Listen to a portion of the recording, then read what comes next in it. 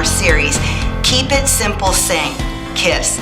We're trying to simplify this thing of serving God and being in relationship with Him. So what I'm thinking about today is when I was 18 years old and I went to college. See, I grew up in Southern California, San Diego to be specific. All I ever knew was 78 to 80 degrees, year-round, sunny blue skies, and beautiful waves. And I know, feel real sorry for me about that, but I went to college in Nebraska. I went in August, and towards the end of August, the beginning of September, something happened that I had never seen in my life and blew my mind. All of the trees started turning different colors. And me being the nut from California, I started saying to people around me, have you ever seen anything like this in your life? It's amazing. They looked at me and they said, yeah, every fall it does this. I didn't know. I still was pretty amazed by those colors. And then the first snow. I'd never actually seen it snow. I stood outside in awe, just with my face to the heavens and my hands up, feeling the snowflakes. And I all of a sudden realized that most of my dorm mates were hanging out of their windows talking about the crackpot from California. Well, I don't care. I still am in love with nature, and nature, I believe, declares the most simple and profound truths about God. I think I have some backing on that. In Psalm 19, verses 1 and 2, it says, the heavens declare the glory of God, and the skies proclaim His handiwork. God made this earth to show things about Himself. And as I think about the seasons, we find some simple lessons that tell us that nothing lasts forever, but that every season has a purpose. I think about cold, hard winters.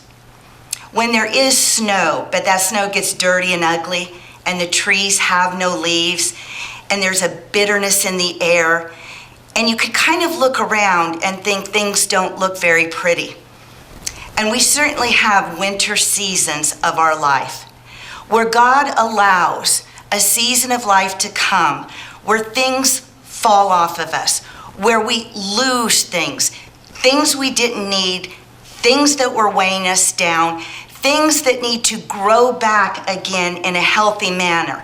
But during that season of loss and coldness, we sometimes can wonder, where on earth is God? What is He doing? Why can't I feel Him? My relationship feels so cold.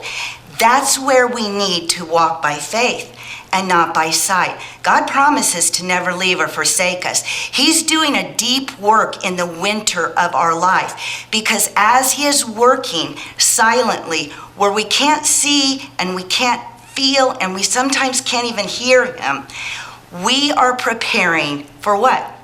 Spring. That's the next season. Things are happening underground in our spirit and our soul that only God can do. And when they begin to blossom, when they begin to come out of our lives, we see beauty in places where there was ashes and coldness. We see that God is remaking things we thought we had lost forever, but now He's making them in a way that give Him glory and bring us no harm. Spring is a delightful season of life where things are happening and God feels so real. His presence is all around us. We see His handiwork everywhere. But after spring comes summer. Boy, my first summer in the South, I understood what a true, hot, humid summer felt like. Whew, I am not a fan of summer. Summer is hot. And if you're in the southern part of the U.S. or other parts, it is humid. You walk out and a wall of heat hits you. I liken summer to a time where we find ourselves under attack. We find the enemy of our soul coming against us, and we're hitting walls, and we're really, literally in our spirit, we are sweating life. We are sweating the onslaught of what is happening to us. But just like every other season, Summer doesn't last forever, and God is with us in those times we are battling the enemy. Greater is He that is in us than he that is in the world coming against us.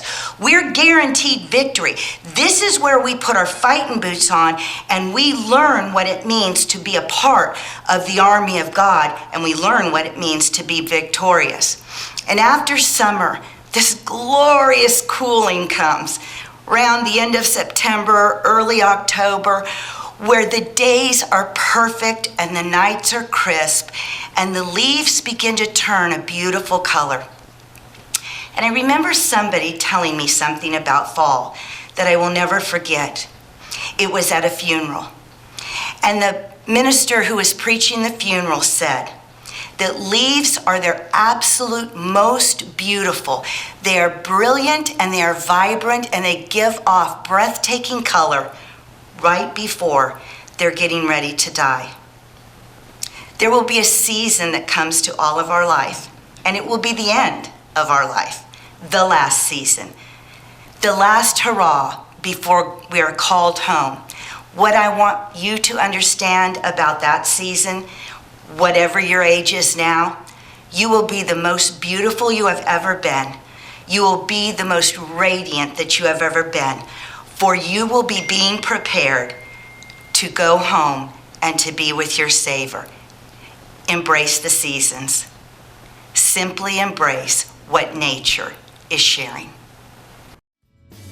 Thanks for watching my video.